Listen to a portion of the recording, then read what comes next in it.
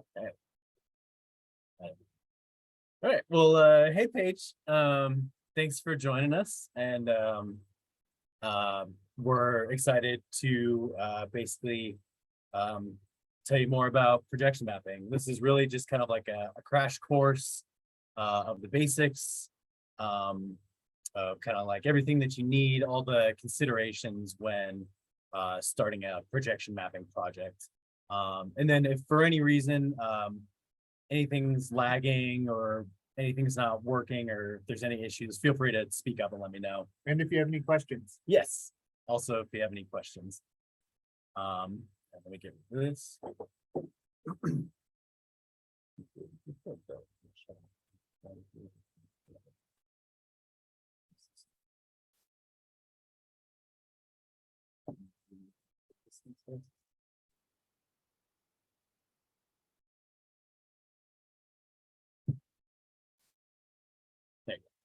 Okay. Well, cool. So this is our first presentation talking about projection mapping. So It's weird, we know. but we have a lot of knowledge and a lot of passion about this. And obviously projection mapping has gained a lot of popularity over the past couple of years. And so, yeah, we're here to kind of walk you through it. And we're Waveform, by the way. Oh yeah, by the way, we're Waveform.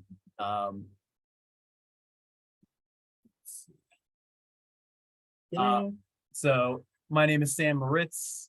I'm Pat Higgins. And basically we started Waveform to essentially explore projection mapping with an emphasis on original digital content. We're both 3D animators, and we essentially do a full workflow from custom animations to projected experience, which contributes to 3D projection mapping, interactive installations, and it's just a really fun medium to be able to like store your surroundings or create like a big experience for a lot of people. Or even small experiences with, you know, the future of the technology being AR as well as projection mapping and other. Yeah, so it's really like there's a lot happening right now as far as blurring the lines between digital and physical spaces. Obviously with places like Meow Wolf becoming popular, and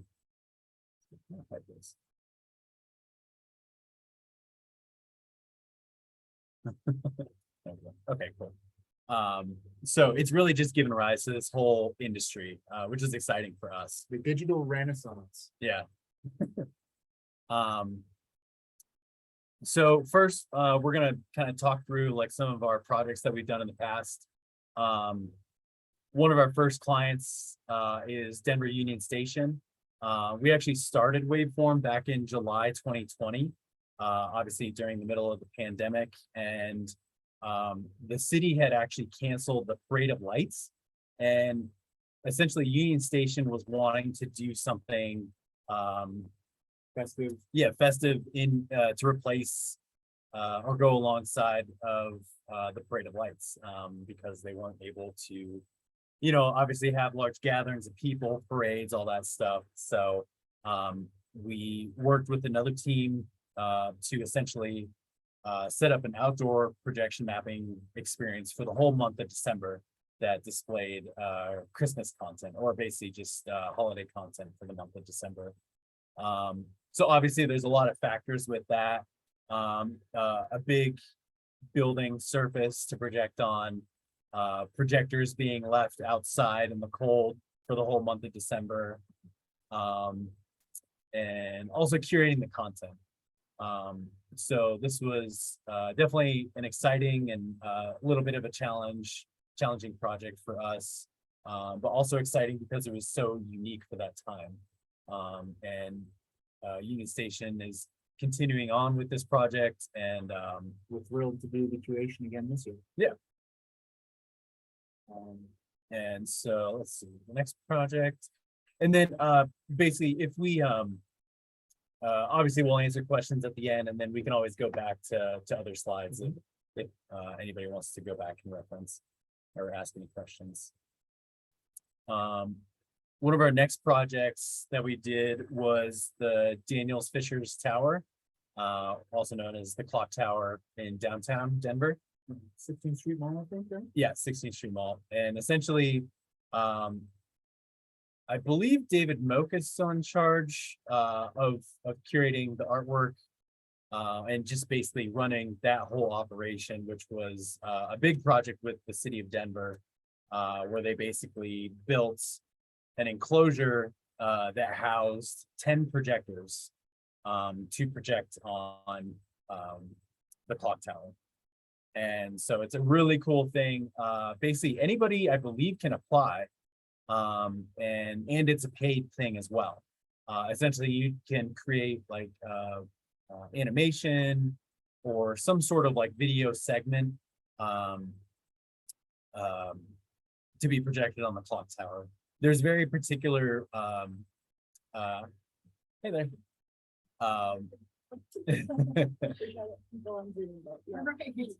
Welcome. What's your name? I'm Tammy. Hi, Tammy. No, you're fine.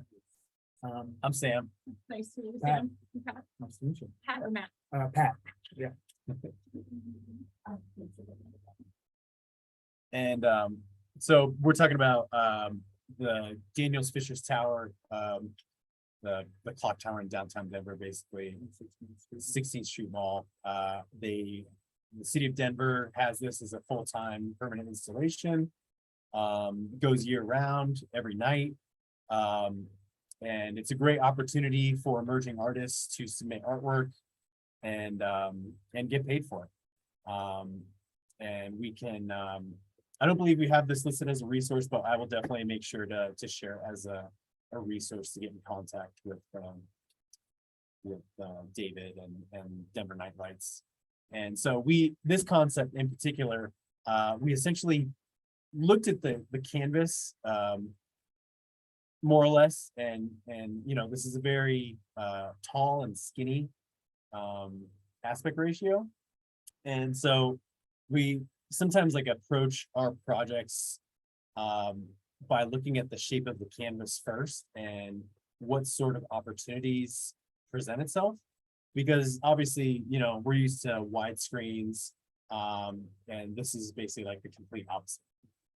So we kind of had to rethink our approach, and essentially what we landed on, Pat is a big fan of Jules Verne, and specifically Journey to the Center of the Earth, and was it 10,000 Leagues Under the Sea? 20,000. 20,000, sorry, my bad.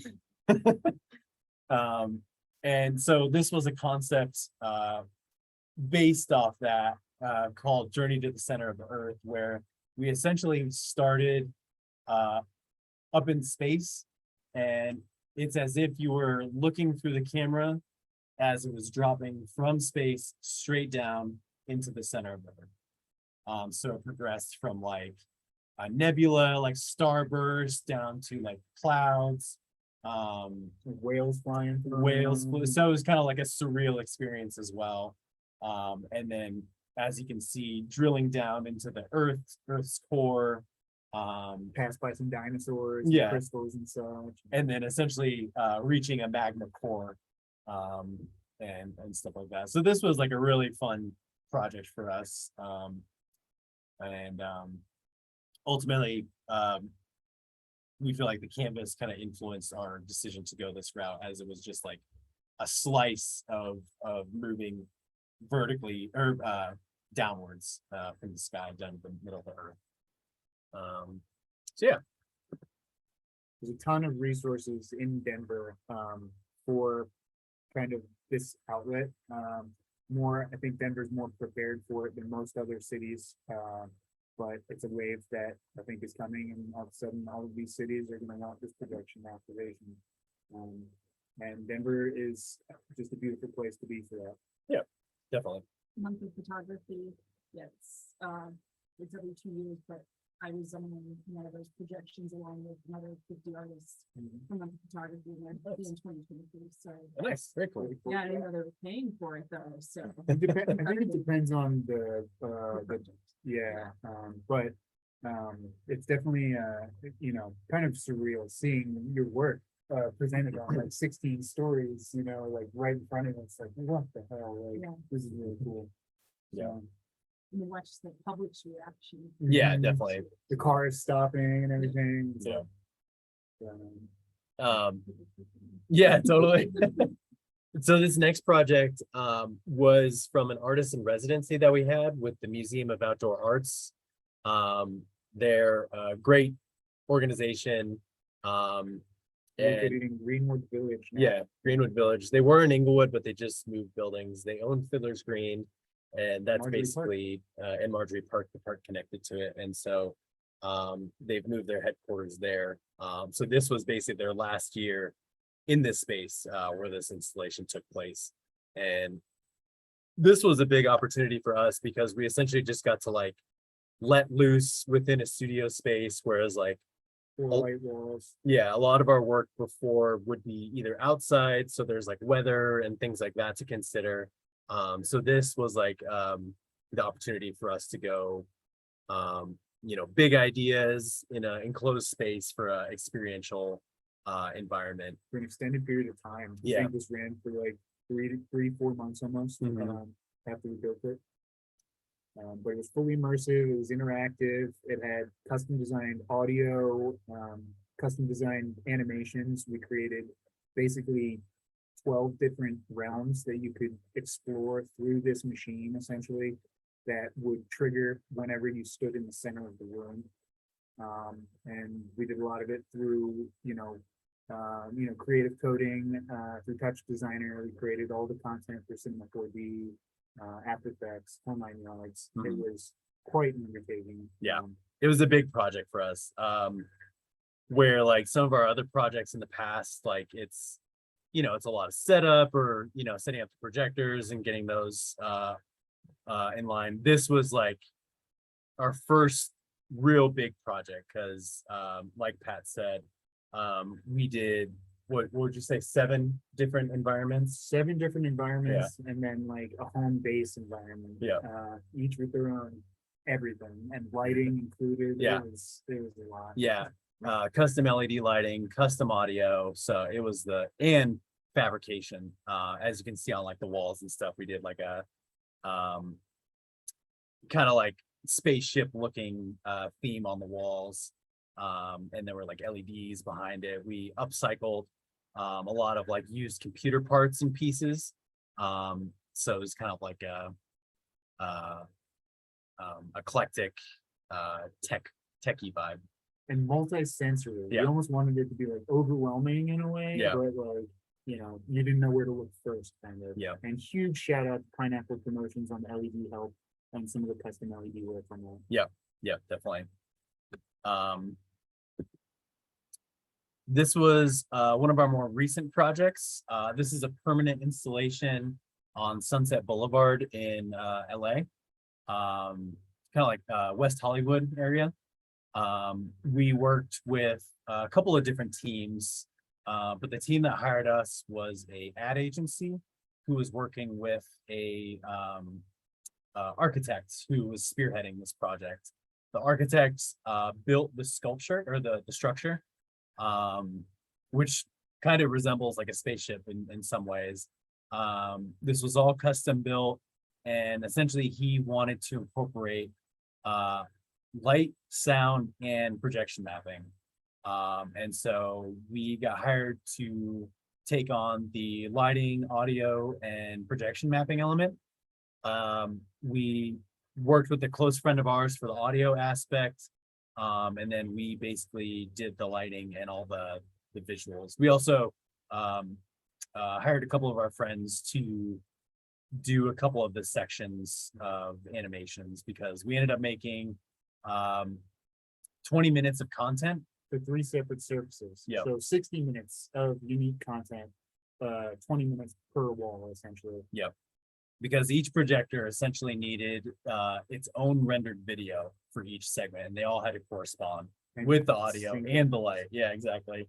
So an undertaking. yeah, that was a big one for sure. Yeah, it's kind of hard to see. They're like in the walls. So like one's right here, one's right here. And There's two actually in that first spot. Is there? Yeah. Mhm. Yeah, it's permanent installation, West Hollywood, California. Trying to think of what general area it is. It's like far west Hollywood and then it's- Right, it's, if you Did find they put it Tom's on the Diner, maps? yeah, we can share a link to that as well.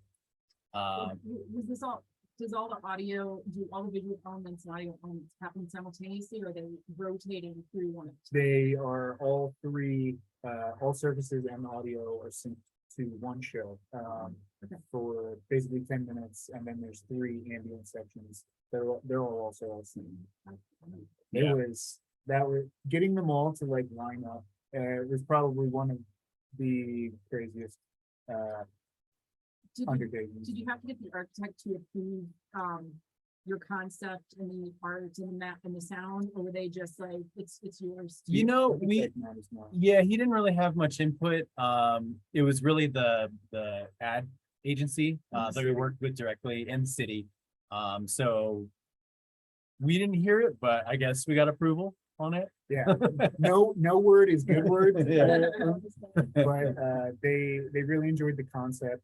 We played with the design, looking like a spaceship, and we kind of made, we made a piece called macrogenesis, which is what happens when a species undergoes evolution so quickly that scientists can't really tell how it evolved like that. Yeah, And so what we did is we kind of had this machine activate and then slowly start pulsing, and these tech flowers bloom out of it and then start emitting these like AI, fungal spores that slowly overtake our reality and then redefine it and almost reformat it to make sense to whatever entities sent to this spaceship.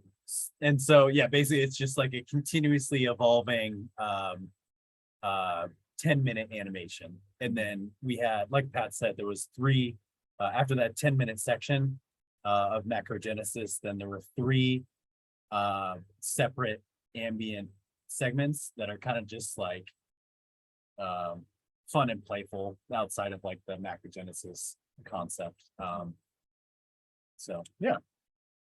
I'm just so curious about little things like, how do you get the audio approved by the city so it doesn't like break any noise ordinances, or the location's okay? I mean, I can imagine that there are all these rules, but that's not part of what we need on today. It's just these, like the finer details of wanting to pitch projects. Sure, and sure. how you can- It all depends on what the city's willing to let slide. Yeah. Because if we could have made it louder, I would have loved to, but they were like, this is where you can be volume wise. This is what we're okay with. Can Right. people tap into a QR code and listen on their own? No, they have big speakers that were loud enough. Inserted into it. Yeah, in the walls.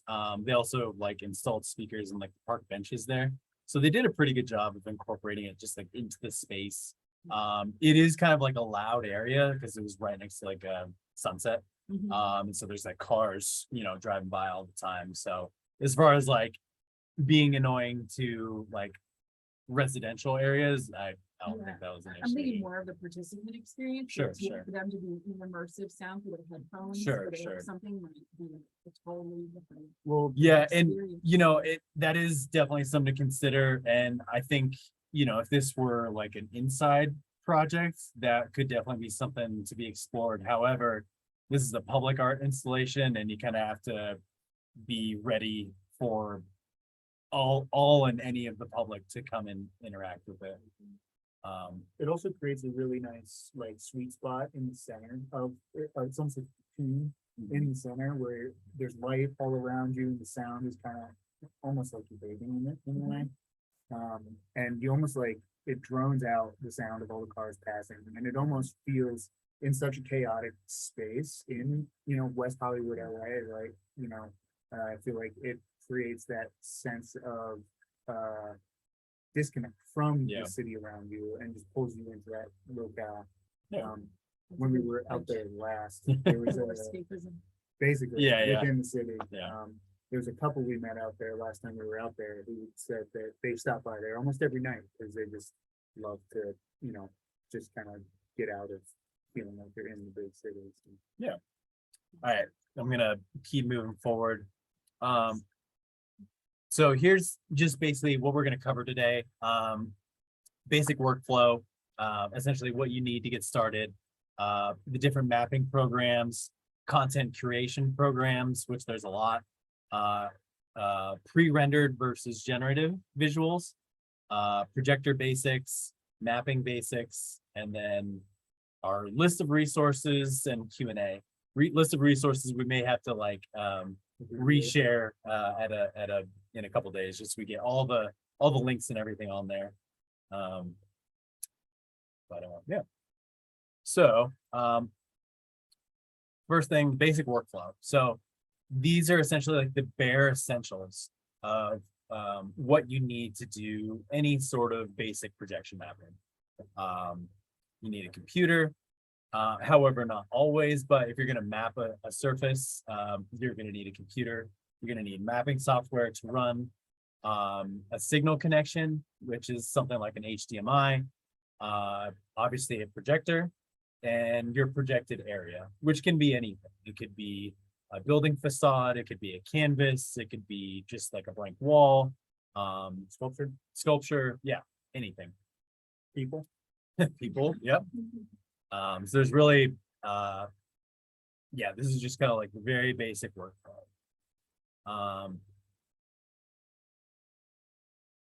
Let's see. Yeah, okay. So the history of projection mapping, excuse me.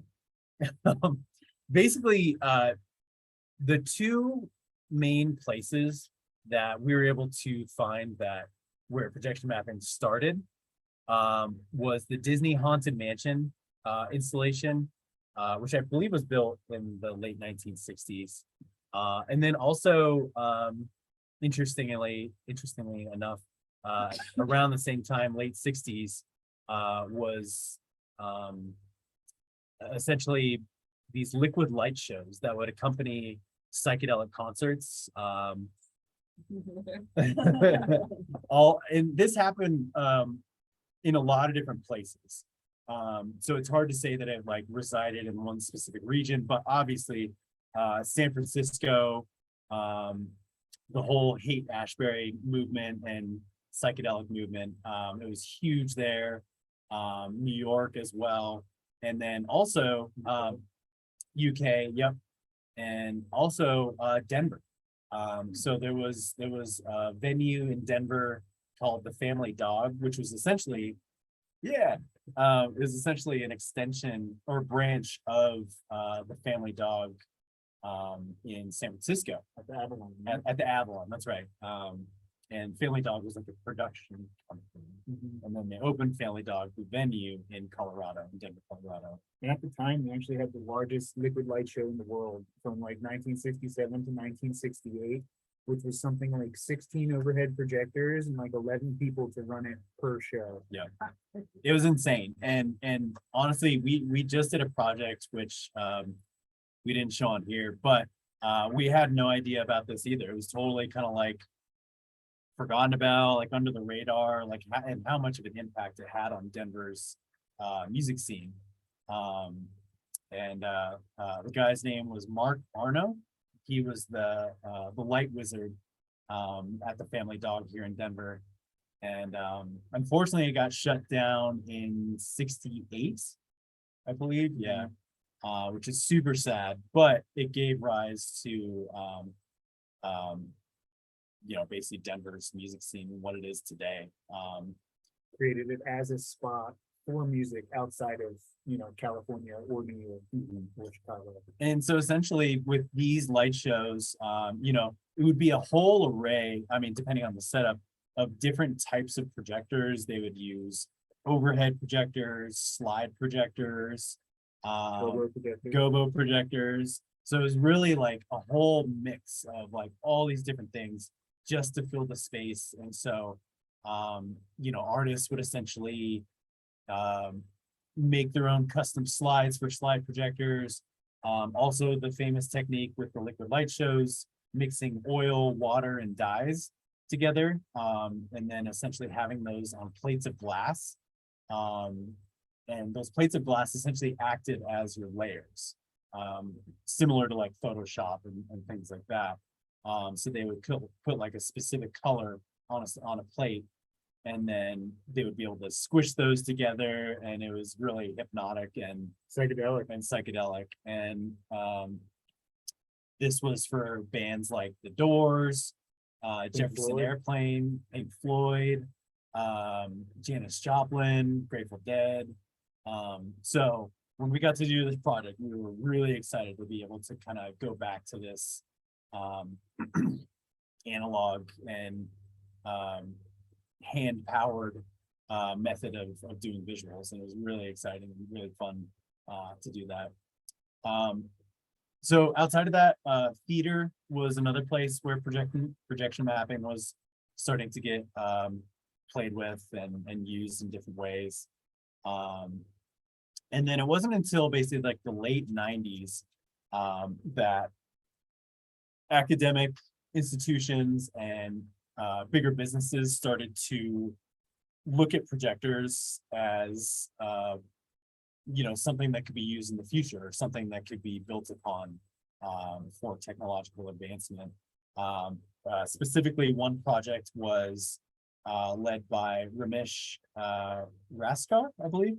I think he's currently one of the directors at MIT Media Lab for camera and photography, I believe. I'm remembering that off the top of my head, so excuse me if that's not completely correct. But essentially, they imagined what the office of the future would look like, and it incorporated projectors. And essentially, what I gathered was it was basically using projectors for basically like a Zoom meeting. So you would project on the wall this video meeting, and it would appear as if like people were in the room with you, kind of. So that was essentially what they investigated. And so more artists started to use projectors and explore its capabilities in the late 90s, early 2000s. Microsoft started exploring it. And then we also know that the government was using projectors as well for different like futuristic possibilities. Is the war defense games. Yeah. So that's just like a brief history of it. I'm sure Where it there's came from. yeah. And now the beast that it is today, it's like a whole visual artist community, so to speak, with all of these different programs that all have their own, pros and cons, and all their own like, quirks and things that they do better than some of the other programs. Yeah. And so yeah, we're at a really interesting place right now. Like Pat said, like, as I'm sure you've seen on Instagram, Facebook, whatever social media platform you like to use, there's people churning out digital art every single day, AI art.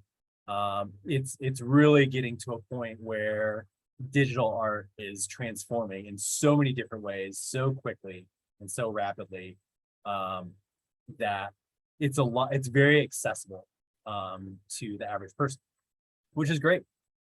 We've also seen in tandem with that, I'm kind of jumping ahead, but essentially the cost and access of projectors has come down. They're still expensive, but before they were probably like way more expensive than they are today. So there's just like a lot more options as far as being able to actually get your hands on a projector, so you can play around with this stuff. And so with that, that's given rise to what's called a VJ, and that's essentially where Pat and I started.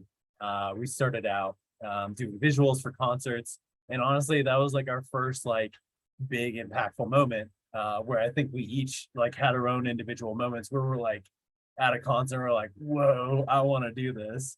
And basically like every other VJ I've talked to has had like a similar experience, where it's just like the experience with the music was so impactful that you're like, oh my God, this is Something that I want to do for us. yeah. So it's cool to reflect on like those moments and kind of those moments of inspiration. And from that, literally like standing, I think there was 2 concerts where that impacted me to that degree, but it's cool to look back on those moments and be like, I remember the moment standing at Red Rocks and be like, yeah, I want to do this. And then here we are, and now we're doing it. So Full circle kind of. yeah, it's exciting. There's also a wide variety of mapping programs, whereas before there wasn't a lot. Maybe just like a few different programs and kind of like tricky to learn. So there's a lot of competing programs out there that can either work together or are competitive softwares. So there's really just like an abundance of resources for projection mapping right now, which is great. Now I already talked about the cost and access to projectors. And then I think the biggest thing, I kind of touched on this earlier, is the experience economy. It kind of happened in tandem with Pat and I like pursuing this endeavor. But essentially the best example that I can think of that is so widely known is like Meow Wolf. People, or the immersive Van Gogh. I know those are like huge and popular now, and some people are like, oh yeah, that's lame, but it's really cool, like the fact that it's become so popular and mainstream. Like it's given rise to our industry as a whole, and it's exciting. Like places like Union Station, city of Denver, like cities and governments are looking to this as an exciting thing, and they're willing to spend money on it. Because this is what people value. People value experiences and Some of the ways in out of the normal. yeah, There's a little bit of augmented reality that you're stepping into. yeah, immersive environment. Yeah, Changing the world around you kind of. yeah, and it's exciting. So yeah, we're just excited to be on this wave, basically. Let's see. So here's kind of like a very basic breakdown of different mapping programs. I would say that these are kind of like the top ones. Other people might have different opinions, but there's even more than what's listed here. But as far as like what the standard or most commonly used programs for mapping, this is it. So Resolume Arena, that's what we basically, it's pretty industry standard. If you're going to run visuals, more often than not, people are going to be using Resolume. It's a great program. Swiss Army knife. Yeah, You do anything. you can do a lot with it. Wait for Black Friday. Yeah, it's expensive if you don't wait for the Black Friday sale. If you wait for Black Friday, it's 50% off. So and that's the other thing is most all these programs, whether it be mapping programs, content creation programs, they'll have some sort of deal on Black Friday, so that's the day to buy. Otherwise it's just kind of expensive. We realize that price can be like a barrier to entry. Luckily, most all of these programs offer some sort of free version. Resolume offers a free version. MADMapper offers a free version. They're just typically watermarks. So, you can play around and stuff, but it has a really annoying watermark on it. So it kind of pushes you to make the jump. Yeah. Let's see. MADMapper is essentially, in my opinion, second best. It depends on what you're using it for. The price of it is a little bit more accessible. It is still a really powerful mapping tool, and has a lot of capabilities, especially over the past couple of years. They've really grown the capabilities of the software because you can control lasers, you can control LED lights with it, and then also just a lot of customization and different ways to use it. So it's also a really good program. We've used both. I would say we use Resolume more than MADMapper, but we still use MADMapper. It really just depends on the Situation. project and the situation, yeah. Heavy M, I personally have not used it, Me neither. uh, but I hear that it's easy to use and it seems like it's just really easy to get started with it. It's really good for triangulated mapping. So if you have, one of those like paper cutouts of like a triangulated animal head or something, Heavy M has a lot of, mapping things for those triangulated shapes. Doesn't offer the same flexibility, I feel, that I can get from some of the other ones, but nonetheless, I feel like it definitely earns its place on this list. Touch Designer is The I strongest thing. yeah, the strongest. I wouldn't. Pandora's box. Yeah, I don't know if I'd necessarily call it a mapping software. It's kind of like it has more capabilities than that. Basically, you can Do anything. do anything. It can be the software for connecting all kinds of different applications. It can be the software to run lighting. You can run LEDs. Interactive. You can run Interactive. video, you can run machines, you can Audio. run motors, you can run audio, Yeah. you can run literally anything Yeah. out of Touch Designer. But you have to be prepared to put the work in for it because it's not gonna make it easy for you. Yeah, it is definitely, it has a steep learning curve. There are more resources out for it now than there has been in the past. But it's quite, I'd probably say it's one of the most powerful programs out there as far as like this realm of interactivity, immersive environments, or experiential, like Touch Designer can do it all. One other thing to note is that it's a node-based program, which I think most programs are moving to that. Basically just using nodes to customize very specific pieces of your workflow. Isadora, I don't know a lot about this one, but I've heard it come up. I hear it primarily being used for theater applications. From what I've read, it has like a lot of capabilities. It can handle a lot of projectors. It can handle interactivity. And from what I've read, it's fairly easy to use. It also has a free version. So yeah. But our top two basically are Resolume and MADMapper. Resolume has a cheaper version called Resolume Avenue. That's right. That's spacing on it. Which is a little bit cheaper. Personally, You don't get the mapping out of it. You can only Yeah. make visuals in Avenue. Yeah. So if you want to do mapping, you need to learn that. yeah, of course. I don't know how many people you have online, but are these compatible with Macs and PCs, or are these kind of all PC? There's different versions. So as far as I'm aware, at least Resolume has a Mac version Yep. and a PC version. MADMapper also, and Touch Designer, I believe, works on both. Although for some of the heavier things, I would recommend using a dedicated GPU computer for Touch Designer, Mhm. and even some of the other ones, depending on how much is happening. Yeah, when that's a really good question. When I first started, I had a MacBook Pro that I used to get started. As I was progressing as a VJ and starting to render, bigger files, bigger videos, my MacBook just could not keep up. Yeah, I know. And so ultimately, I still have an iPhone, but I made the switch to PC, actually this guy. Because it's basically, I have a gaming laptop, and it's because it can just handle the videos much better. And I haven't looked back since. Yeah, that is really good to know, because it seems like Macs have not kept up with digital technology. Yeah. Arts the way that they used to be.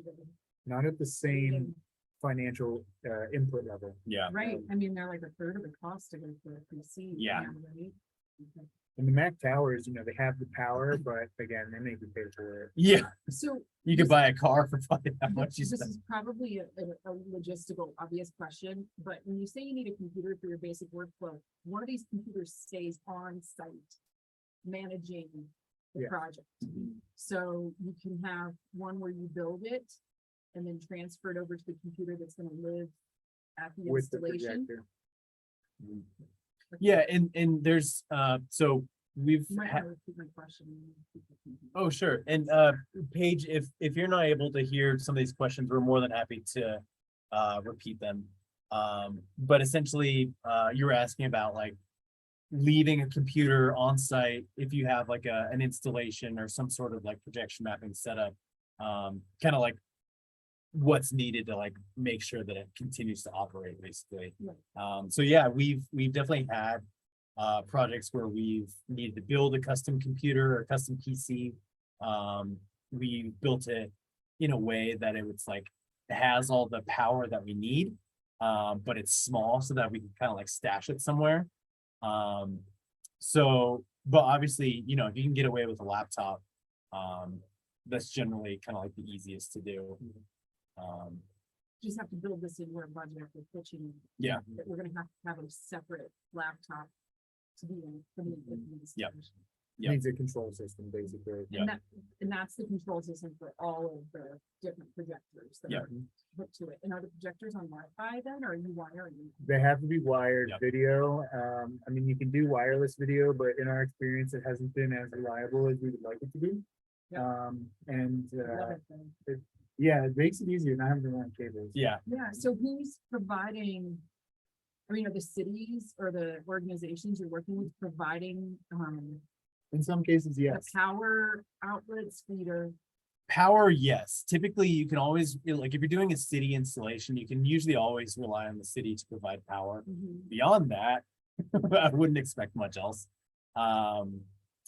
And again, like with projection mapping, and everything depends. Yeah, It depends on the project, depends on the scale, it depends on what you're doing, the surface. Where the projectors. live. Yeah, yeah. I there- just love that this isn't internet based. Yeah. That it's something on the computer going through wires, that you've got some reliability. Yeah. Mhm. And a little bit of fail safe. Yep. Built into them. The only way, if something's hardline, the only way that it's not gonna work is if there's an actual, someone does something they're not supposed to, Yeah. or there's an actual mechanical failure Yeah. on some, like, kind of piece of How equipment. Yeah. would- Is it set up to alert you in any way? You if can. something Well, goes wrong? yeah, there's things in place. It, again, it depends on what the budget is, the scale of it, because, for, we'll take two examples, for our artist in residency, project. You know, we had like a little room and we had like, walls, and we were essentially able to like stash the computer up above everything in like this little nook.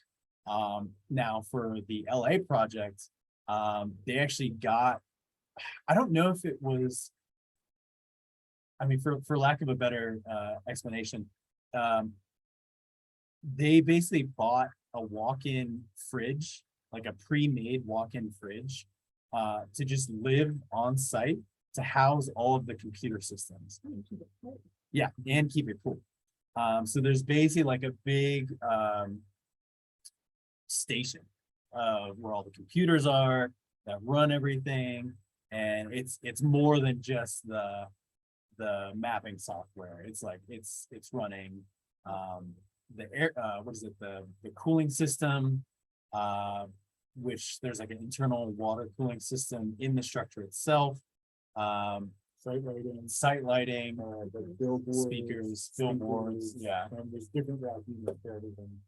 Yeah. So in that situation, you have, you know, you can basically tell them what is needed to run it as effectively. as Yeah. possible. So essentially, you kind of have to start with like what the ask is, and then you're like, and then hopefully you can do that in tandem with the site visit. And then once you have those two things, you're like, okay, if we're gonna do this, this is what it's gonna require. Right, yeah, because I was talking to somebody about doing an exterior, with some projection mapping. You're like, you're gonna have to get some kind of rain proof. Yep. Lock box system for the computer itself. That's usually always the trickiest part of projection mapping, is like, you know, you'll have one component where it's like, we want to project on this surface. And then typically, you know, when we show up, you look at what's across from that, because that's where you're gonna have to set up. And so all these projects are like so highly contextual as to if or how it can take place. So yeah, there's definitely a lot of pre-planning to go through as far as like setup and especially if it's like a permanent Yeah. install. The good thing is that now there's more and more home security systems and Yeah. things like that that are having to deal with these factors that you can get the wiring, you can get the lock boxes. Yeah. And things like that that they're not. Right. Well, and I know that's the tricky thing too, because like, you know, you need something to enclose the projector in. At the same time, the projector gives off heat to cool down the lamp. And so the enclosure needs to be air conditioned or at least like breathable in some way so the projector doesn't overheat. So there's Yeah. definitely a lot of factors. But it keeps it interesting and fun. All right, I'm gonna move forward. So here's just kind of like a quick little breakdown, and believe me, there is more content creation programs. These are just kind of like the top ones that we use on a consistent basis. Cinema 4D, Blender, Synesthesia, After Effects, Unreal Engine. Those are the top ones. And I'll work my way down. We personally use Cinema 4D. It's a paid 3D program. And it is very powerful. Essentially, it's animation software that you can use to create 3D animations. You work in a 3D space. You can import models, you can set up lighting, textures, and yeah, it's great. So there's actually a free version that is essentially Cinema 4D's competitor called Blender. It's free, and I would say it's come a long way from where it used to be. And it's, you know, if you're looking to save money, I would recommend to go with Blender because I would say it's just as powerful and can get very similar results compared to Cinema 4D. And then we'll go through more of these breakdowns as well. Synesthesia is a really cool program. It's not 3D, although it can use 3D visuals. Essentially, it's a program that runs shaders, which is essentially code. Generative is a really exciting thing because it's, you know, with like a video clip, you get to the end and the video loops. And hopefully you have like a seamless video. So it's like, you know, endless and looping. Whereas with generative, you don't have to worry about that. It's just the computer essentially runs the visual, and it always goes endlessly looping, and it's also audio reactive, which is super cool. That's a really cool component of it.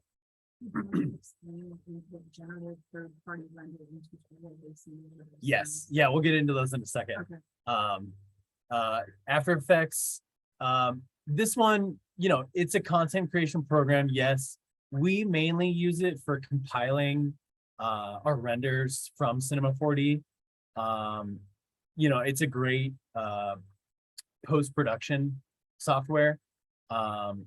You can also make content in it from scratch. However, it's not a 3D program, but it works well with other 3D programs, basically, so you can kind of bring in files from those 2D programs, and ultimately chop your videos together, do basic editing, do basic effects, and just get it ready for your visuals. Unreal Engine, I would say, is probably going to be the future. It's also free. It's incredibly powerful. It's generative. And it's also 3D. And it is, I feel like, just getting started. It gets used a lot in virtual production. Anytime you're trying to, I don't know, like do some sort of like big environment, it's really good for that. Its uses are quite large, and there will be a lot more applications of it in the future. I feel like it's just getting started. So essentially, let's see, I won't get into 3D and generative. I'm going to get into that on the next slide. Third-party renderer. So with 3D programs like Cinema 4D and Blender, it needs a third-party renderer. Those renderers are called Octane, Redshift, Arnold, Corona. These are all different ones, and I'm sure there's more, but essentially the way that the software was built, it needs this third-party renderer to essentially utilize your GPU to render the graphic. Did I explain that correctly? It can render it by itself, but it just doesn't work as good. Yeah, and it's so funny because like Cinema 4D, for example, like they built their software so that it utilizes your CPU to render the image. And I think they're probably maybe, trying to predict which route was going to be the way to go in the future, whether it was like CPU rendering or GPU rendering. Well, it ended up going GPU rendering. And they've just become so powerful that unfortunately the software is just not built for them to be GPU processors. So you have to get this third-party renderer to render the graphic better, essentially. At the quality you really want. Yeah. You can, You could just play with it. Like a regular. yeah, and for years we just rendered out of the renderer. But Yeah. So when you say third-party renderer here, it means it needs one, not that it has. should have one. it has one, well, or it's compatible. Yeah, it's compatible with I think regardless, Cinema 4D and Blender, they both, you can work with them without a third-party renderer. However, it takes longer to render, especially if you do like bigger scenes. And then also, sometimes it doesn't look as good. It's not as polished. Not as polished, yeah. So your column means best use is to have a third-party Yeah. renderer in partnership. Correct, Okay. yeah. Tutorial bases, mostly just online. There's a large community Yeah. of people who use these programs and are excited to share basically everything they know. Yeah. The tutorial community on YouTube between learning, C4D, After Effects, and Unreal Engine is pretty wild. Blender, there's starting to be more and more tutorials on it because it is that free program. And it gives it that easier access level. But synesthesia is more, it's really simple to kind of get the hang of. And then if you want to dive deeper on it, it requires like a level of coding knowledge to design those shaders. Yeah. So the tutorial base isn't quite as robust on that one. And you don't need a third-party renderer. No. No. Not Oh. Unreal Engine either. Nope. Uh, And yeah, I wasn't sure about Unreal, but yeah, it doesn't need a third-party render, and I believe it's because they're generative. So it's creating the visuals live, as it basically. was Yeah. exporting. And so think about it like this, like synesthesia is kind of like its own thing. Unreal Engine, like you can create, let's say, like a whole scene like you're in the Grand Canyon. And so where we're actually like in the Grand Canyon, and then we could actually move through that space with all the correct lighting, without having to render out anything. So with Cinema 4D and Blender, you have to be like, okay, this is my segment. I'm going to render out this clip. It's going to be this long, and this is my video. Unreal Engine, you set up the scene and you can just go. And so you essentially just connect that to, however you're displaying it, via projector or whatever. And then you can essentially just navigate through the space Yeah. freely. And all the lighting kind of like interprets as you move through the space. But you can control it. So if you want something to go from dark to light or have like sunset Yeah. happening, you can segment out a sunset effect into it. Yep. Or it will do something you want that just it thinks it should do. So there's some AI in there. Not as much AI. They have some AI plugins, but it's more of anything you can imagine, you can create it in like Cinema 4D, Blender, and Unreal. After Effects is more either motion graphics or whatever you put into it, you can play with. And synesthesia is more of, here's this crazy code and it just looks really cool. And here's like some simple controls to kind of change how that looks. And so, they all kind of have their own benefits depending on what the desired output is. Yeah, but Unreal, it's like you can essentially, create this whole environment, 3D environment, that you can, it's essentially smart, I guess, where, like you said, you can kind of just like journey through it, and it just kind of like knows what to do in response to like where you are in that scene. So it's like, am I in the shadows? We're about to. Okay. Yeah, we're so it's a fairly, I wouldn't say it's a new program, but it's been gaining popularity and it's definitely the future. So yeah, we're getting into it real soon. All right. So pre-rendered versus generative. We kind of touched on it a little bit. These are just like the quick bullet points. Generative live control, and it's endlessly looping. So you don't really have to worry about like the end of a video clip and it like having that that moment where you're like, oh, that's where the video started over. So generative is really, really cool, especially for what we do, because it's just you basically just run it live, and you can kind of explore the space that you built on a whim or however you see fit, basically. So it gives a lot of control. With pre-rendered, obviously that's where we started.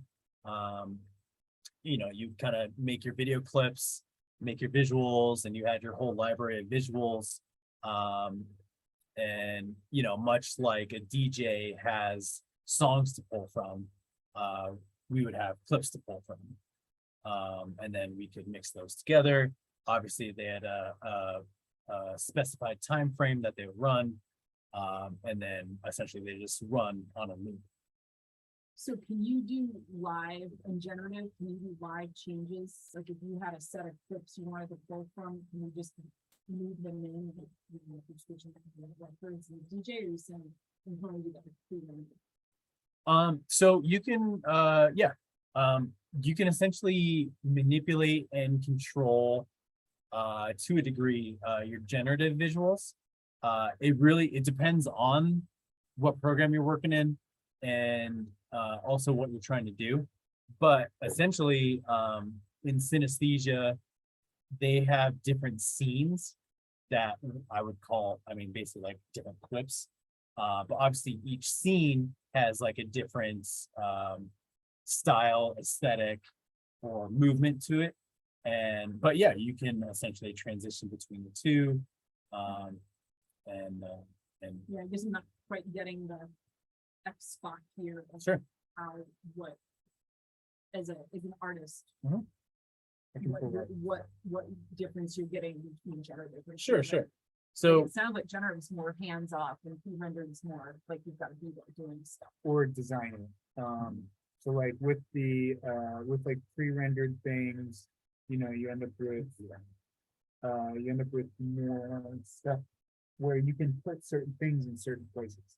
You can make it look exactly like what you want it to look like, and your imagination is the pattern. You can do this with this piece and put that there, this with this piece and put that there, and have total control over it.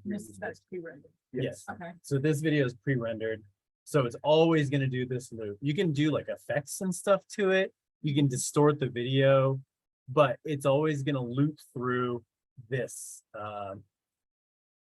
that visual. Now generative, give us 1 second. Actually,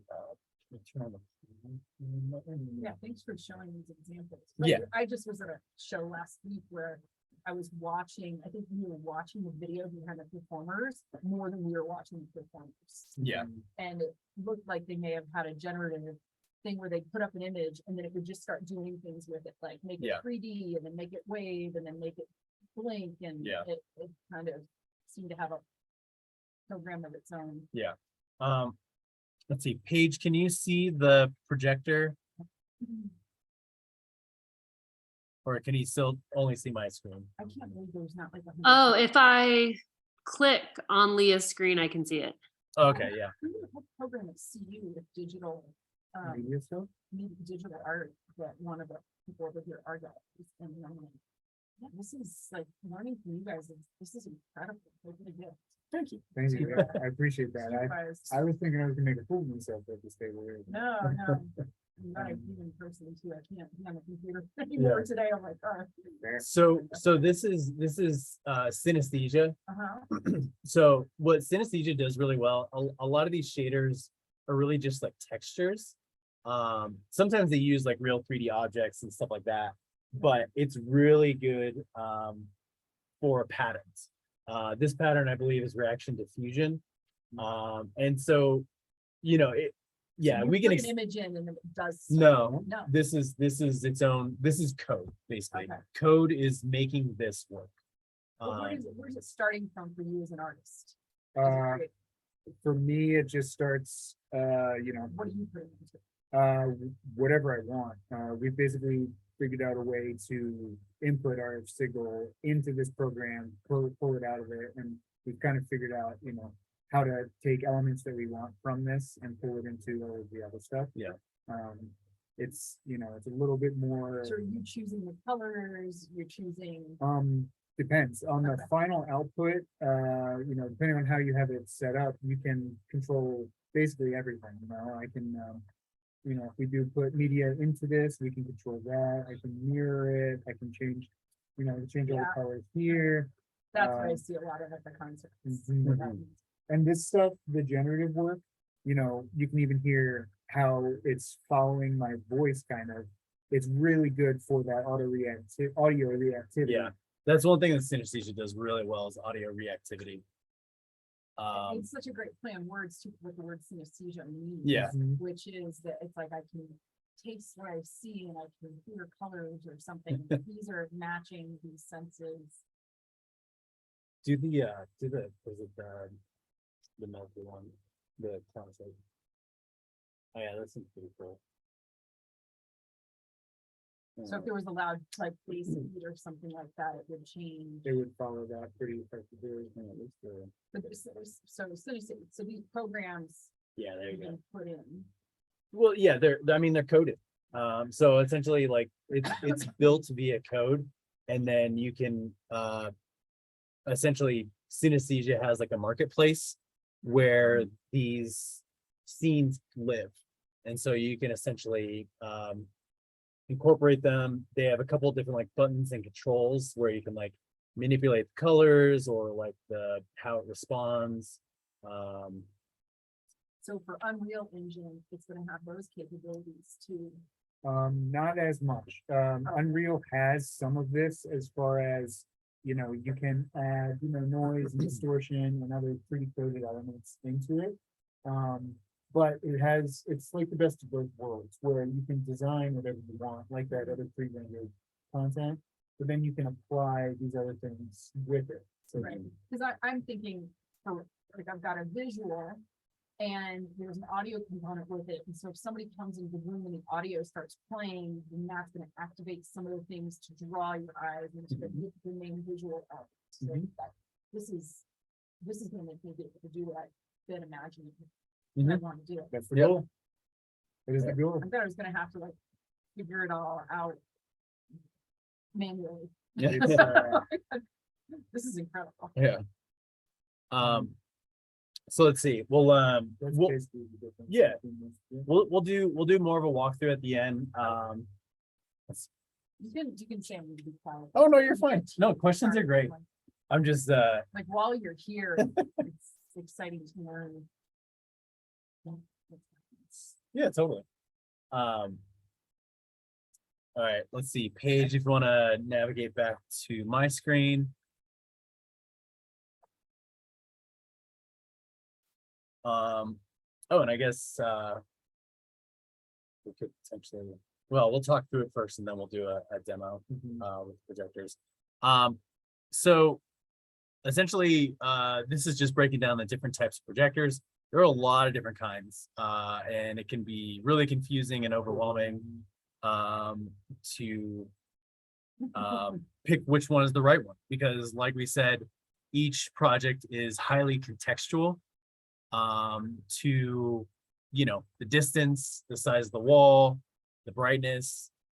So there's just so many different components and variables that there are different types of projectors. The basic categories are short throw, standard throw, and long throw. The throw just really refers to the distance. The projector is away from the wall, so a short throw is going to be a lot closer to the wall as opposed to a long throw. So a long throw, and this is all, like, all these projectors are made with different lenses that magnify the image in different ways. So that's really all it is just the lens attached to each projector. exactly. So, you know, and we'll get into this more, but you will, before starting any project, you have to figure out what type of projector will I need based on where I'm going to be set up at and what sort of coverage am I going to need, and then also what sort of brightness. So those are all big factors. Connection types. So we started out using VGA. That was, but yeah, we don't do that. Was old school. We don't do that anymore. HDMI is definitely the standard now. DisplayPort is basically HDMI, but it Can carry more information. can carry more information. Yeah. DisplayPort can do smart monitors. DisplayPort can do touchscreen monitors. DisplayPort can do 4K monitors. You know, HDMI started to get to that same level, but DisplayPort basically has a little bit of extra information that it's able to pass. And the connection is more secure because it actually has a toggle lock, so you can't just pull it out. You have to depress the tongue on the top, and then you can pull it out. Versus HDMI, someone trips over it and just pulls your HDMI signal out. It's also important to realize that with a lot of these cables, you can only go a certain distance. So like with HDMI, you can really only go, you know, 50 feet if you're lucky. Otherwise, you know, you really should try and cap it at 35 feet of distance. Otherwise, they make single directional HDMIs that can go farther, but you have to plug them in specifically. Some of these other connectors here, you know, DisplayPort, really, I would say probably a 25-foot DisplayPort. You shouldn't go any farther. USB Type-C and Thunderbolt, you should really try and minimize to maybe like 6-foot runs tops. Yeah, I'm not sure what I haven't looked up what the distance is on USB-C or Thunderbolt, but I remember from USB, I think just regular USB, it was saying something like 15 feet is like the max that you can do before it starts to lose information. Just because it's traveling the distance of that cable. Yep. So that's also, you know, along with all the different projector types, Just add some more variables. yeah, add some more variables, like how far you're gonna have to run signal. So these are all like big factors to be aware of. Now, that is something that, you know, I wouldn't even think, but it's like going down an information highway. It takes longer for it to go. And you can also, there are other video cables that can accomplish longer distances. One of those being SDI, one of those being Ethernet. There's just a different method for setup for each of those. So These are really the generic ones that you're most likely to encounter until you're at the point where you're like, oh, okay, we're gonna use this, we're gonna use that. yeah. But I'd say probably for most of that, And then, yeah, we can move on. And then just recapping with the throw, just to give like some numbers. So a standard throw would be like a 1.0 lens. So that's kind of like the standard. The math is really easy with a standard throw as well. Short throw, you're talking like 0.8, 0.6, all the way to like 0.2. Is generally what short throws are considered.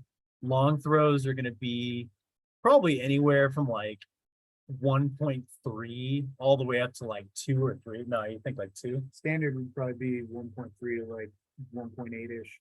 Long throws would be like your 2 points to your 5 point plus, Okay. 12 to 12 even. Sure, sure. But what points of what? Of throw ratio. So that would basically, be- if you, yeah, throw ratio. Yeah, we'll get to that in the next slide. Okay. we can come back to this. Yeah, we'll come back to this one in a sec. So here you go.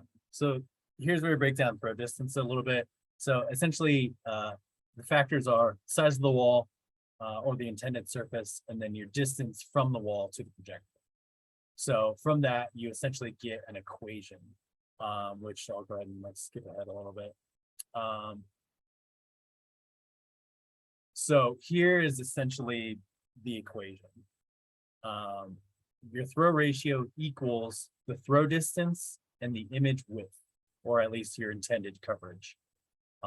Distance divided by image width. Correct.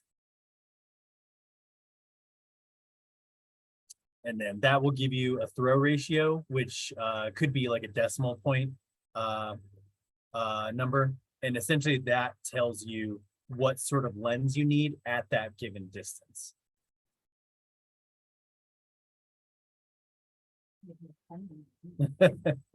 Super helpful. Yeah, for sure.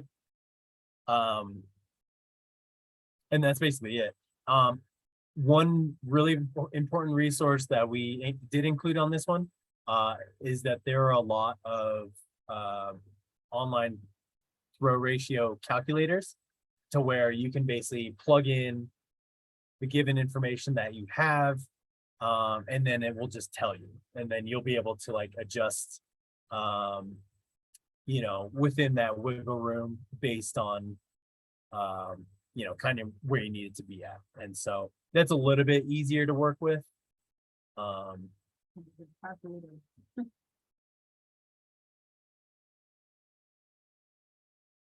Yeah, and you could just look up like throw distance calculator on Google, and there will be a couple of options that will come up. So I'm going to move back real quick.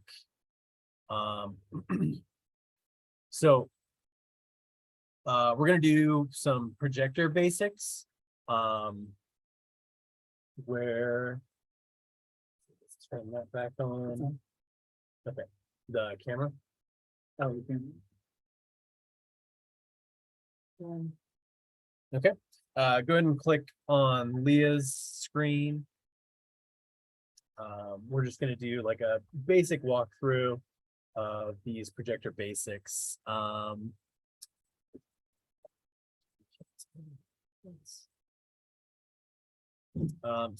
Let's see. Paige, let us know if you have any trouble seeing the menu or anything. But essentially, right off the bat, the first things that you're going to want to adjust when you get your projector set up is your focus. So obviously you get the projector turned on. Different projectors have different methods for focus, but obviously, you know, you can't adjust anything until you can see what you're doing. So, you know, first thing will be get the screen in focus, you pull up the menu so the text is nice and crisp. And the next one is zoom. So you can zoom in, you can zoom out on some projectors. On bigger projectors, sometimes they have a fixed lens. So basically, you're only able to work with what that lens is capable of doing. But a lot of like the smaller projectors that we have here, just like this little Epson, it has the zoom and focus right next to each other that are super easy to adjust by hand. And then these are basically like the top three most important adjustments for the projector itself. The next one is horizontal and vertical keystone. So basically what this is for is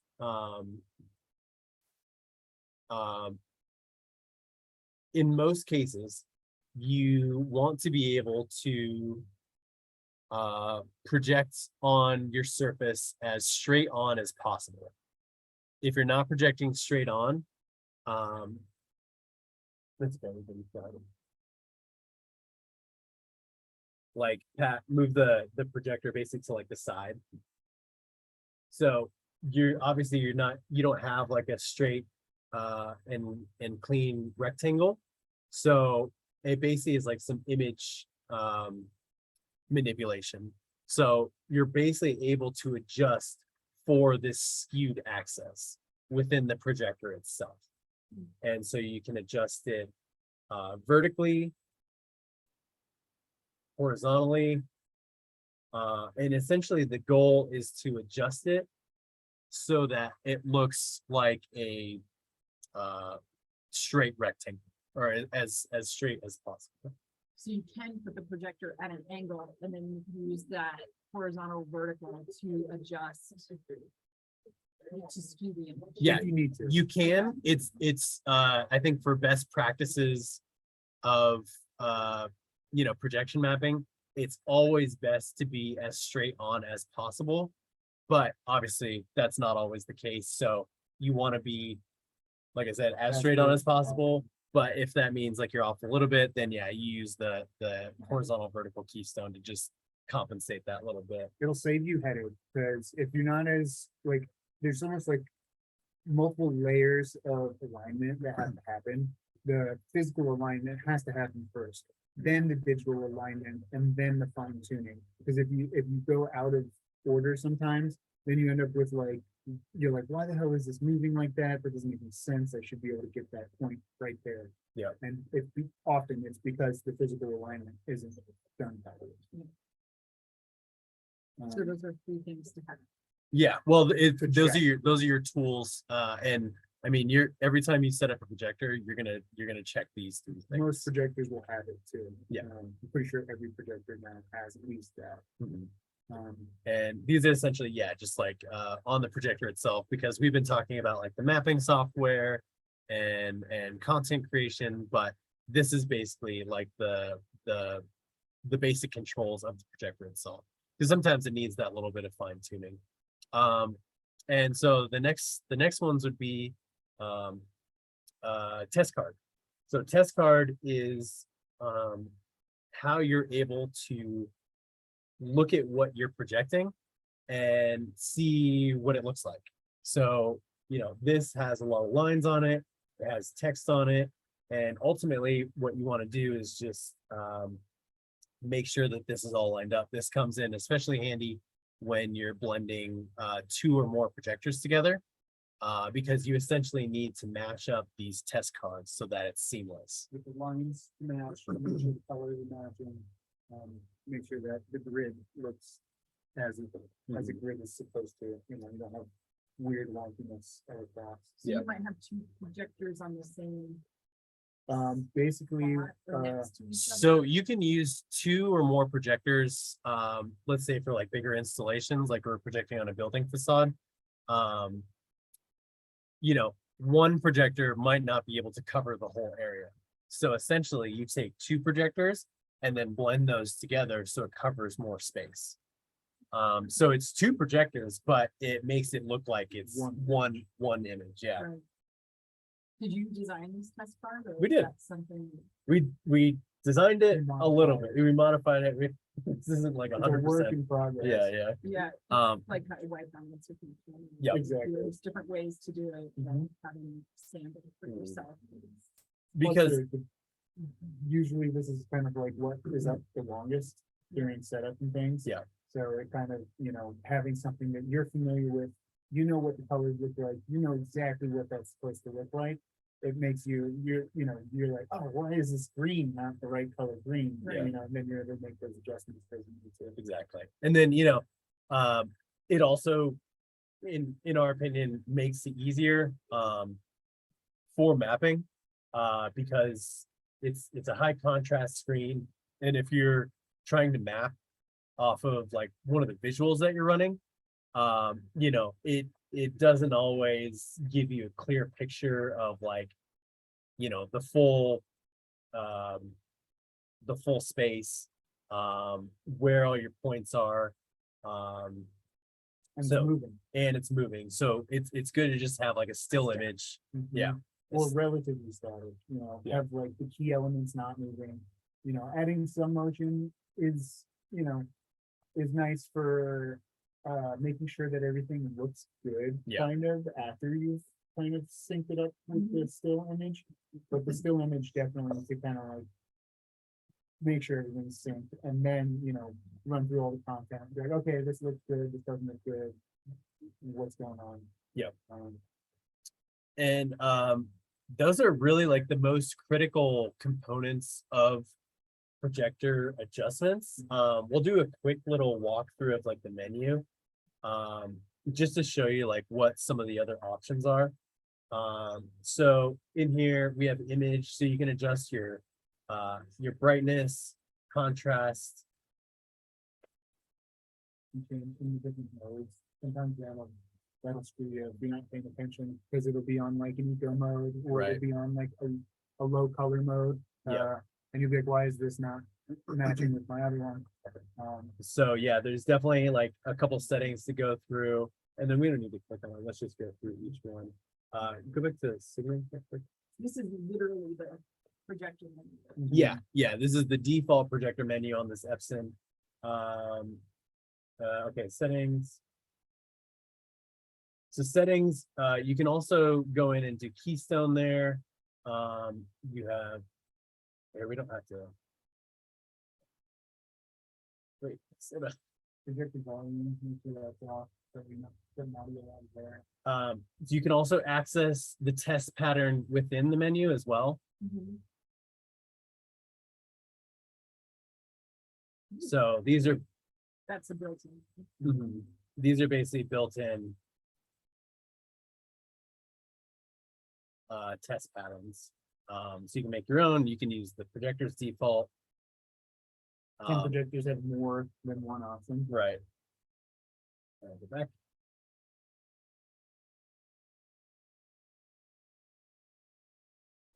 Let's see, so yeah, test pattern extended. Typically, you don't need anything in extended. You change the position of the projector. Oh yeah, the projection method, that will be an important one. So we're doing front projection right now.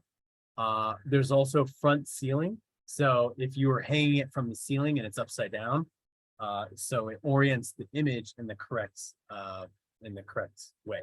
Yeah. Uh, that's really- And then you can also do rear projection.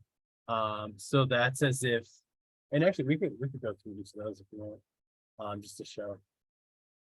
So rear projection, obviously it would be a different setup from what we're doing now. Because essentially if we had like a screen right here, we were projecting from the back, but you were able to see from the front. So we project from back here. So that's one way to get around projecting from the front. But you have to have a specific screen to be able to allow that light to pass through. Yeah, And then let's see, let's go down this to is definitely a good modern. network. So eco, this is something that most projectors have. You just have like these different options as far as like when you want it to go to sleep, if there's no signal, power consumption, light optimization. Typically for us, we just keep it on the brightest. But it depends on what you're using it for. Mhm. Eco mode. They also, a lot of projectors have high altitude mode, which I'm not sure like what it is that makes it run differently, but there's a high altitude setting in a lot of projectors. Probably just fans, I would imagine. Yeah. Info. That's basically- Yeah, I think info is just information about the projector, but that's really it. Those are really the main pieces of your adjustments within the projector itself. Okay, and then Paige, if I want to come back to my screen. Oh, yeah. All right. Cool. So we just did all those. We talked about throw distance. Now let's talk about lumens. So not only do you have to figure out how big of a coverage you're trying to get, but you also have to make sure that your projector is going to be bright enough. And this is something when I was first starting out, I'd just be like, oh, well, if I go far enough back, I should be able to cover it and it'll be bright enough. Definitely not always the case. So in addition to the throw distance, you have to calculate the brightness that you're gonna need. And I'm trying to remember, this is just off the top of the head, but light, I guess falls off logarithmically, not linearly. So basically it falls off harder the further away you are. Obviously the closer, the brighter it's gonna be.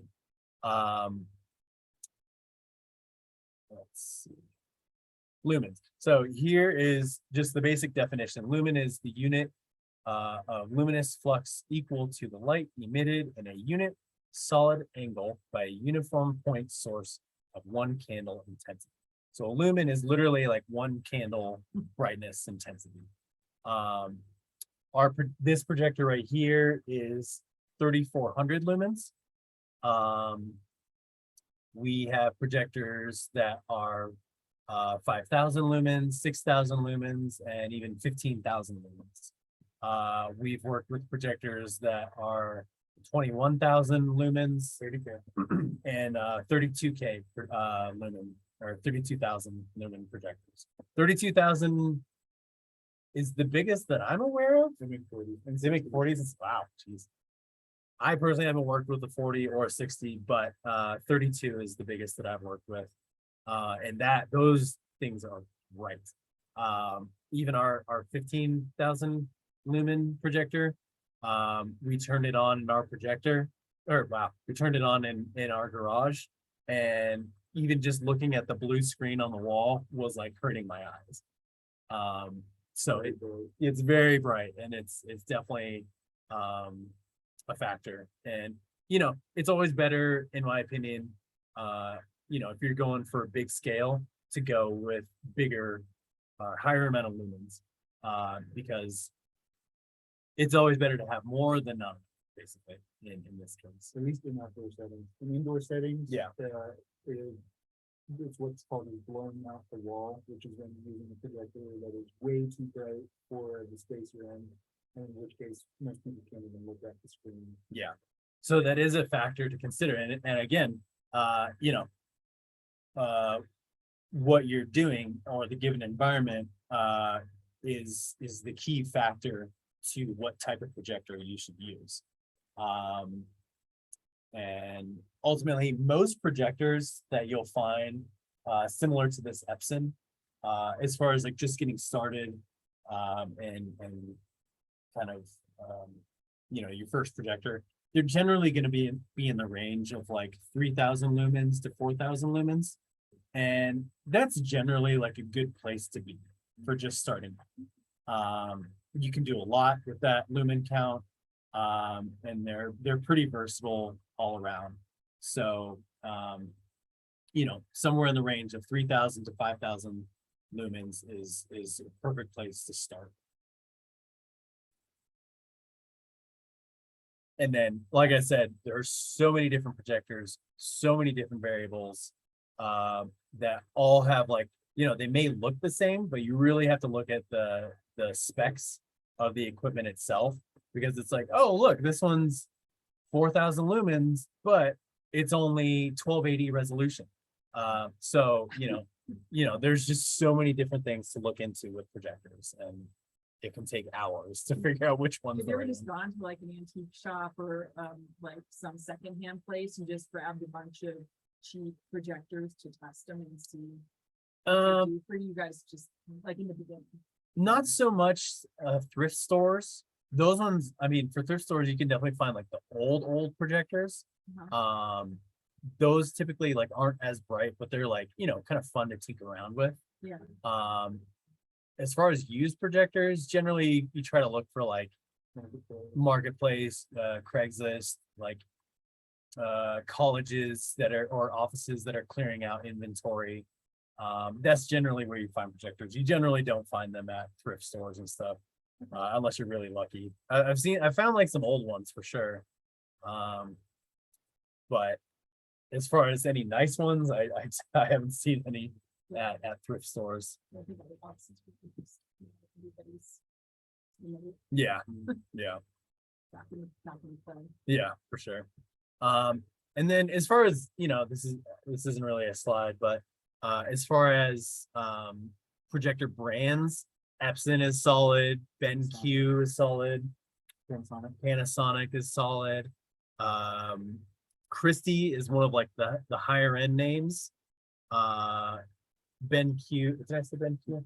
Yeah. Barco, Barco. Christie, Digital Projection. Digital Projections is a new company. And so typically, I mean, you can get like off-brand or cheaper ones. I just don't recommend it. You just don't know how long it's gonna last. You don't know the quality.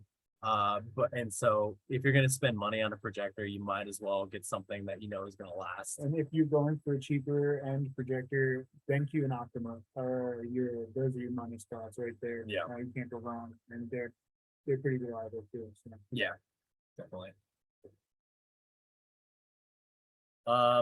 So the other critical components of projection mapping is the pen tool. I guess I'll start as if nobody knows what the pen tool is. So a pen tool is a digital tool within programs like Photoshop, Illustrator, essentially any Adobe program, After Effects, and then also within Resolume, MADMapper, and any mapping program, you're gonna be using the pen tool. So it's pretty critical to learn it. It's not a difficult tool to learn. You're essentially just putting down anchor points, and you're able to manipulate it to either be like a linear point or Bezier. And really it's gonna be one of those two. So ultimately the best way to start learning this is to go into like a program. I mean, you can start in Resolume, that's fine.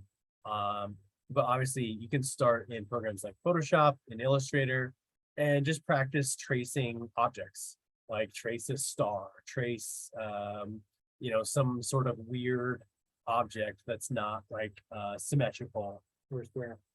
Or square. Because ultimately, if you take this,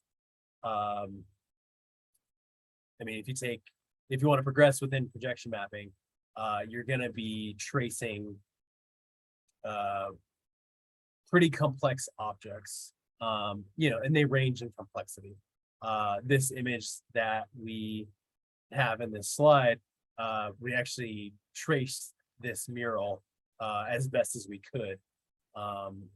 And it was a lot of work. There was a lot of little pieces in there. And so how good your projection mapping looks is based on how good your map is. And so ultimately you have to learn the pen tool if you're going to projection map. The other method of manipulating the image is with a mesh warp. You still use the pen tool within that, but it's kind of like this grid that you can distort to basically like move the image to match what's the surface that it's being projected on.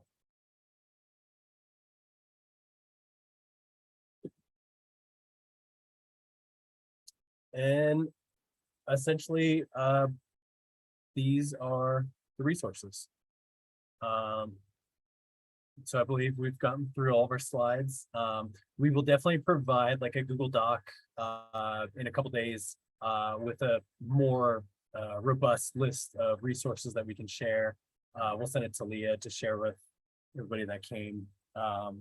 And it'll just be like links to essentially the things that we talked about in the slides. So just, helpful resources, links to software websites, hardware websites, things like that. So we'll try to put that together here as quickly as possible so we can share that, because it's definitely helpful to have resources when taking on projects like this.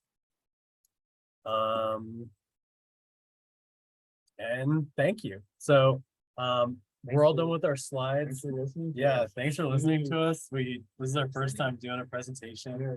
Like being the guinea pigs. Oh, No, I mean, for us to be audience guinea pigs. Oh, yeah. Yeah, it's good. This is so great. Who's on the Are there a bunch of people on? Paige Brown. Yeah, thank you so much Hi, for. Paige. hanging- Hi. Yeah, thank you. That was tons of information. I really appreciate it. Of course. Definitely, no problem. Yeah, we can talk on and on about this kind of stuff, and ultimately you just kind of have to tell us to shut up at some point. But Only because we need time to absorb the Yeah. information, that's all. but we're also you know, if you have any questions, if you'd like us to go back to any slides, more than happy to do so. More than happy to just talk about any questions that you might have. And Paige, do you have any questions? I'm actually curious, are you guys going to be mapping out some of the murals going on in the Streetwise Festival? You know, we're not doing any of the murals this year. That's actually how we started. But we're projecting on the Colorado building, which is essentially behind the where the Lazy Dog restaurant used to be. Kind of right across from the volunteer. Oh, okay. Yeah. So we'll be set up there, and basically just because we have like rooftop access, Mhm. and it's such a big building that it's gonna have like high impact. But I do miss mural mapping, and we haven't done it in a while, but we definitely want to get back to doing it because it's a lot of fun, and we have a really good workflow for how to make it look really big and impactful. And we get to collaborate with all the absolutely amazing artists that are all over Colorado. Yeah. Yeah. Well, when are you guys doing the mapping on the Lazy Dog building? Friday night and Saturday night. Weather dependent. Yeah, it definitely looks like it's gonna rain one or two of those nights, but we're gonna show up with our gear, and we're gonna, Okay. you know, essentially just get everything ready, and then hopefully the weather lets us run everything. So Cool. we'll see it from the street. Yeah, basically it'll be visible from Pearl Street, basically 14th and Pearl. Is essentially where we'll be at. There will be a really good view from Avanti, which is basically right on that corner right there. Yeah, Because you can like go up and it's also restaurant week this weekend and Oh. Avanti's in with this killer espresso espresso margarita Ooh, or I'm something, sold. and this My two peanut favorite butter words. dark chocolate salted dessert. Oh my God. So that's what their offering is. Okay. For restaurant week That's nice. this starting on Friday. that sounds good. Two Yeah, of my favorite things combined into one. I know, espresso and I thought after margaritas. drinking that, I went to a pre-event, like kind of showcase, and I thought, I'm gonna drink this espresso thing, I'm gonna be up all night, but I was fine. All right. We're good, we couldn't handle it. I might ask him to be a double shot of espresso. No, just try one. See what happens. That's so cool. Yeah, so you were saying about this mapping, so Mhm. specifically, if you've got an image that you want to, I guess I'm trying to imagine. I do photography, Mhm. and I want to have projection mapping with the photography to make it three-dimensional, to texturize it and Yeah. things like that. Mhm. Am I going to need to, in the program, take the image that I photographed and do that line drawing? You So- may have to do They- it. Yes, there's Ooh, that's a lot. different approaches. Okay. With, you know, like we said, every project is highly contextual. However, there are still multiple approaches to solve the problem. So, I mean, Okay, there are yeah, options. yeah, there are I'm options. just wishing now I filmed some of it. Sure. And done like 3D type, like taking enough pictures to do some Yeah, 3D yeah. stuff. So one thing that I've seen done before to kind of like emphasize the 3D mapping, because we have like a distinguishable difference between methods of making content. There's Just two, making up words. there, yeah, right. There's 2D masking, which is when you take, you know, content that's designed to fill a screen very nicely and you project it onto the surface. It still looks really cool and it still has, you know, a very impactful effect.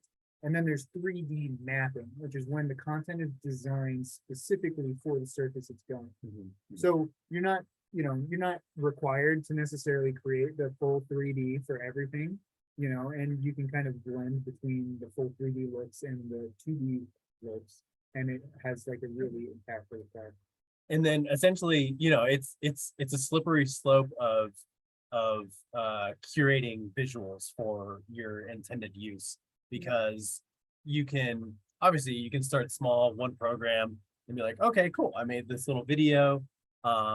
But then, you know, once you start getting into all these other visual programs, you can be like, oh, okay, well, I'm going to take this video that I just made, run it through this thing, so it adds like some cool stylization to this, run it through this other thing, and then I'm going to put it and then map it to this thing. So you can really like go crazy with like, How deep you want to go yeah, into the rabbit hole? yeah.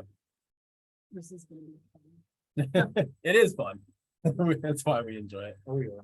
Oh, and honestly, someone pointed it out to me, because, I don't know, it's, I get to be a part of people's experiences without having to be in front of everybody. Yeah. And, I don't know, I like to be in the back and kind of be the man behind the mirror, Yeah. so to speak. I think we both share that, because you know, I'm not a person who would ever want to be like front and center on stage or anything. I'm definitely more of like behind the scenes type of person. So I think projection mapping's perfect for that. I can be in the middle of everything and have my own sanctuary still. Right. So, Bring it. behind my computer, that is. Your safe place. Yeah, Yeah. exactly. Immersive experiences of people behind it. Someone just living in the wall. Right. Yeah. Programming. But yeah, we're excited for this weekend, weather permitting. We have, you know, a grip of all, you know, original stuff or stuff that we've already made. So here's some of the liquid light stuff that we've worked on, and here's some 3D content. And, you know, we really are just excited to put these videos to the test. Yeah. And essentially, yeah, with pre-rendered videos versus generative, like, you know, we've essentially built up a huge library of content of videos. And so, you know, this is what we pull from. You know, you show up to like a VJ gig, you kind of have to have like all your videos ready to go. And to be totally honest, like I think Pat and I both share the appreciation and the fulfillment that comes from making your own visuals for a specific space or specific type of, you know, activation, versus just like pulling some stuff from the internet.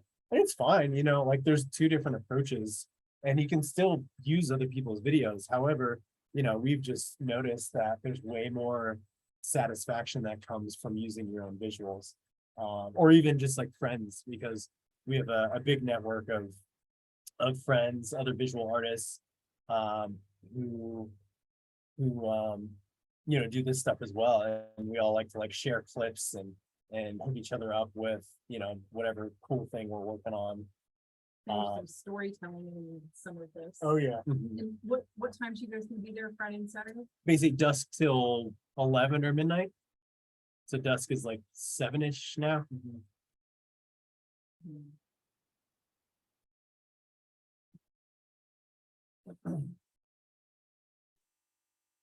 Gage, I'm sorry. We are not. I mean, they're showing some really cool stuff there. You can see on Leah's screen. That one can cause an accident. Yeah, no, but do that. Those are really big influence.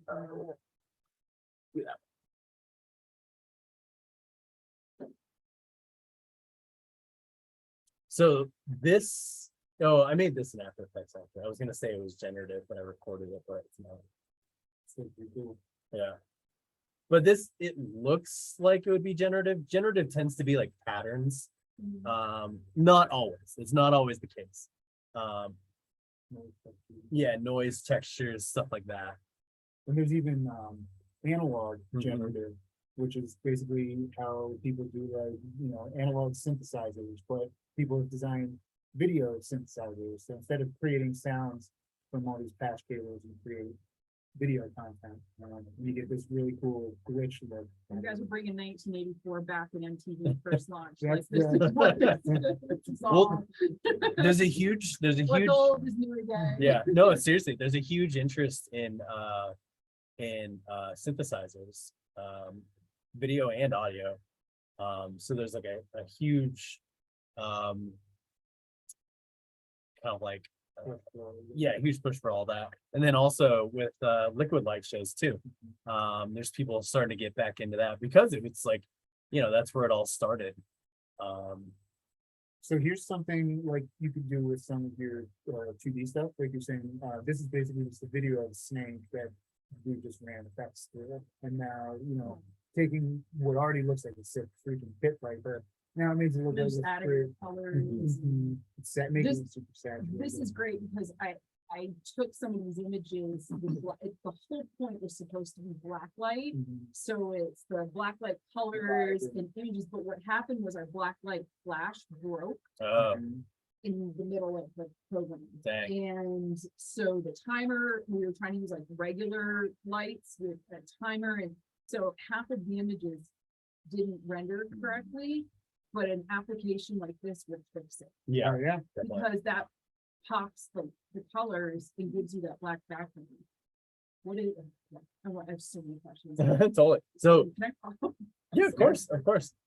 Yeah, we got stickers and stuff too. And Paige, come find us in the next couple days. We got stickers for you. We'll hook you up. Yeah, I definitely want to come and check out the projection you guys will have on the weekend. Awesome. Yeah, Yeah. we'll be up on the rooftop, but we'll definitely, yeah, look for us, come find us, and we'll make sure to find you. Okay, sounds good. Cool. Thank you. So this video, like the snake one, I recorded this. This is actually like how I started, was recording my own videos. Mhm. So this is basically like a skull of, I think it was like a fox, yeah. And then I essentially like drops liquid ink into this aquarium, and yeah, set up a camera to record. So this is kind of how I started. I started with like, recording my own videos and then distorting them, manipulating them. And then now we're basically like mainly using 3D programs to animate. But it just shows like whatever your approach is, like if you draw or paint, you can take your artwork and then digitize it and then manipulate it in some interesting way. So there's really like, however you want to implement your art into this, there's a way that you can do it in a really unique and interesting way. Which is the weather, it's, the thing is, when it says 50% chance of rain, there's a 50% chance of not rain. Right. Like, it could be a drizzle. Yeah. It could be. Is it hard rain? Is it light nothing. rain? I mean, Like, it's totally different. yeah, But Friday night looks like your better option. Friday. Okay. It's been 80 degrees and I sunny, know. and you can see Jupiter in the rings practically. It looked Wow. so Standing good the other night. outside. It was so cool. That's wild. Yeah, so of course, like. Yeah. I have people coming into town, so I'm gonna say this is our Friday night, but they have to Nice. come downtown and see it. Yeah, the rain definitely will have a whole new level of those variables, like we have all of the variables planned for the rest of it, but then, the nature just throws all these extra things on top of that. Plus rain. Yeah. Nature, it's all reverse. Yeah. So when you set up your projector, Mhm. If it rains if you've got it covered, but it rains in front of it, I'd love to see what it does to the image. It doesn't actually affect the final output as much unless it's like failing really. Yeah, But you do get this cool, you can see the beam coming out of the projector Yeah. as it hits all the rain kind Yeah. of, and it looks really cool. I want to come up and photograph. Yeah, for sure. Okay, Definitely. maybe Saturday I could do that. Mhm. And that'll be the. We'll give you like our contact and all this stuff. Yeah, yeah. Yeah. Stickers and all that. So